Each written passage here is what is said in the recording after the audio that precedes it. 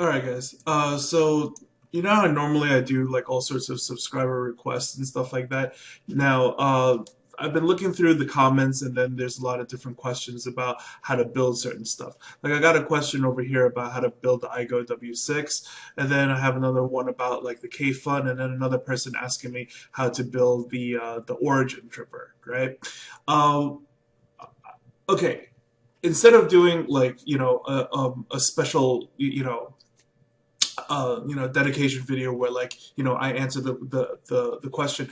Instead, I feel as if like we seriously need to go through a whole class about like coils, just coils in general. Okay, because I feel as if like um, it really doesn't help to do whether reviews or builds or things on like different kinds of atomizers and things like that, because you're just going to ask about the next atomizer and the next one and the next one and the next one. The question really is, right? How do all the pros, like, it doesn't matter if it's me or Rib Tripper or, whoever it is that you watch, right? P. Brisardo, etc. How do they know what to build every single time when they get one in their hands? A lot of these things, when they show up from the manufacturer or whoever you buy them from, they don't really come with instruction manuals and things like that. So how do you know how to build this stuff? Well, instead of me specifically taking out one item at a time and then, building it and building it, building it, this is what you do for this one, this is what you do for that one. Let's just go over like a whole tutorial and some rules of thumb so that like you guys can get down and, it's kind of like uh all the vape stuff is like gems, right? I'd rather teach you guys how to be jewelers on your own so that you're able to do your own appraisals, as opposed to, every single time you got to ask how much is this one worth, how much is that one worth. Okay, so let's get into it here. There are basically two types of coils, okay, and built in two different ways, right? The first kind of coil is a hand-wrapped coil. A hand-wrapped coil is to take wicking material such as silica, right? And then you take your canthal and then you hand wrap over it and then you install it into your device. The other way, okay, is coils on a stick. Whether we use a drill bit or a screwdriver or what are those like jig systems that I've been seeing people selling on eBay and stuff. But anyways, the point is that those are items where we take the canthal and then we build the coil first. We wrap them on the screwdriver or a drill bit, and then we press it together, we torch it so that it takes form. Then we go ahead and we take some wicking material like cotton or even silica and such, and we thread it through the coil. So either you take the wick and then you wrap the canthal around it, or you build the coil first and then you shove wicking material through it. So other than that, there's two ways of doing it, okay? There's a horizontal build and a vertical build, right? So let me show you the differences between everything first, okay? For instance, like over here, say over here, this real sloppy build over here, okay? This is a hand-wrapped coil, okay? He took what I believe over here is actually some cotton yarn and just wrapped it over and then installed it into his device, okay? Let's take a look at somebody else. This is another hand-wrapped uh, um, example that we can look at. All right. Clearly, he just took some eco wool, silica eco wool over here, gave it about 3 to 4 wraps, and then installed it into his device, and then is cocking it at 1.04. Right. Now, there are the pre-built coils, okay, like so. This is a micro coil, right, that somebody clearly used either a small screwdriver or a drill bit, wrapped the canthal around, and then, pinched it together, heated it up, and then installed it into the device so that this thing is ready to be threaded with cotton or any other kind of wicking material, right? So as you can see over here, these are all horizontal builds that we are looking at so far, where the coil runs horizontally. See, this is a horizontal build over here. This is a horizontal build. These are all horizontal builds, okay? So what is a vertical build? Well, typically a vertical build would be something that's more found inside of a Genesis. Like for instance over here. Okay, let's get a closer shot of this photo. See, you can see that the coil over here runs vertically. It's spiraling upwards as opposed to running it sideways. Well, how do you know when to build a vertical coil and when to build a horizontal coil? Well, it's very simple. When the positive and the negative posts, okay, see over here, the negatives at the bottom and the positive at the top, if there is a significant height difference, then what you want to do is build a vertical coil.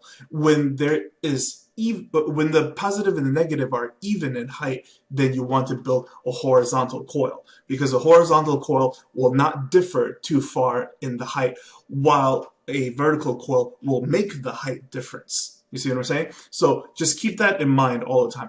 Anytime you pop open your device and then you look at how the negative and the positive is set up, if there's a significant height difference, then you know we got to build vertical coils. If there is not a height difference, like nothing significant, then we need to build a horizontal coil. Now, moving on, right? What is the difference between hand wrapping and building the coil? Well, if you hand wrap your coils, okay, by the time you need to change anything about it, then basically you need to release your whole setup. Because look, this is a hand wrap coil over here with, with ribbon wire. Okay, so he took a piece of silica over here, folded it in half, wrapped it up by hand, and that's installed. Okay, you can't really, because it's wrapped up really tightly, okay, you can't really pull out the wick and then shove a new one in, as opposed to earlier what we saw over here, something like this, where let's say we wanted to change flavors with the cotton. Well, we will remove the original wick and then shove in some new cotton and then, add new juice to that, and then, we would change flavors that way. So over here, he doesn't have to, rebuild the whole thing, although it takes longer to do so, as opposed to using a hand-wrapped method, okay? This thing, we just take a piece of silica and then put a couple of spins on it and then, tighten it down with the screwdriver, and then we're done. So hand wrapping is much faster, right? But it's all about when you want to switch it up afterwards. Got it? All right. So moving on, okay, you guys are going to be asking about hey, Peg, I heard about tiger coils and dragon coils and tin man coils and deception coils and ninja coils and all these things. Whoa, whoa, whoa, slow down, Grasshopper. You're not Tony Stark. You're not Iron Man, okay? So you're not ready for stuff like that yet. You got to get these basic kind of coils down first before you start messing around with all the other fancy stuff, because by then you have enough experience to determine which coils are even worth your time doing, because half of the time, through my experience, is that a lot of those fancy coils aren't even really worth your time to make them. Okay, a lot of these basic coils is going to, get your foot into the door so that you're not afraid to start, buying different kinds of rebuildables and making your own builds. For any newbie beginner, right, I always recommend 30 gauge Canthal and 28 gauge Canthal. Okay, these are the two gauges that you need to purchase that will satisfy all your basic setups. Anything heavier than that, 24, 22 gauge Canthals and things like that, that's usually for cloud chasing. That's when you want to get really hot. Anything lighter than that, which would be 32 and 34 gauge Canthal, those things are usually found for, let's say, pro tanks with those small little Kanger coils. That's what you need that really thin Canthal for. So, you want to stay in the middle, not too thick, not too thin. 30 and 28 gauge Canthal is what you want to purchase. All right.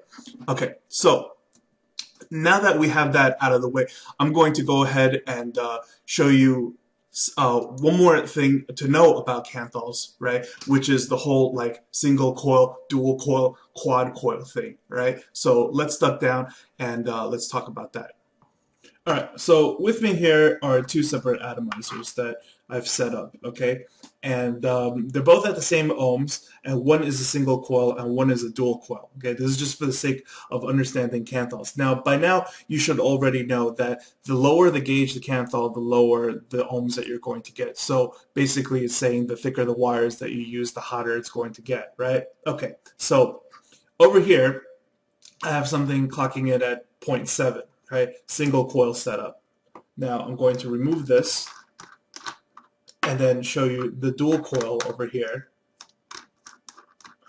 and then we'll see what this one is clocking in at. Also 0.7, okay? Now, what I'm going to do is that, do you guys already know which one's going to light up faster? So I'm going to screw one in on a stainless steel mod, and then this is my other stainless. So this is a nemesis and a magneto. This is just two stainless steel mods that I have, so it's as fair as possible, okay? So I'm going to light them all at the same time, right? So 1, 2, 3, go. You see the dual coil light up much faster than the single coil did? Right. So basically, what it's saying is that, like, thinner canthols is able to, have the energy travel through them much quicker than thicker canthols would. So a dual coil of 0.7 ohms is going to ignite and react faster than a single coil would. All right. However, in my personal experience, I feel as if like the single coil produces vapor slightly denser than if it was a dual coils. However, it's kind of like it's kind of like internet speed. If you're just watching YouTube videos, the difference between like 6 meg download and a 10 meg download, you really can't tell too much of the difference, anyways. So yeah, although this one has a slight delay to it, it's the first ignite that takes a while. Okay, so let's say we're going to be chain vaping on the single coil. All right. You take a puff, and then when you take a hit again, it lights up a lot sooner because there's still energy in the coil. So it takes longer to light up, and it takes longer for it to cool down as well, as opposed to the dual coil, that responds a lot quicker. If you understand cars, it's kind of like throttle body. When you step on the gas, how quickly the engine responds to, making the car go. It's the exact same idea. All right. So depending on what you want in different kinds of situations, different kinds of atomizers, if you should intentionally build a single coil or if you should intentionally build a dual coil. As well as when you shop, you're comparing two items that, like, let's say an item is natively only single coil, and you could intentionally build a dual coil over it, or an item that is natively dual coil, and you could intentionally just build a single coil into it. You understand the difference of, different kinds of canthol, what you should do, and how you would like them to perform. So that's the whole purpose of this experiment, okay? Okay, so now that I've completely explained to you guys about canthols and coils and what you should build in different kinds of situations, we're going to purposely take a pop quiz, okay? So click over here for the link to the pop quiz, okay? It's going to be 10 questions where it gets increasingly more difficult of what you should build for each, and for each one, there'll be a selection of A and B. Should you build a vertical build or a horizontal build, and we'll see how well you do. Okay, so good luck, everyone.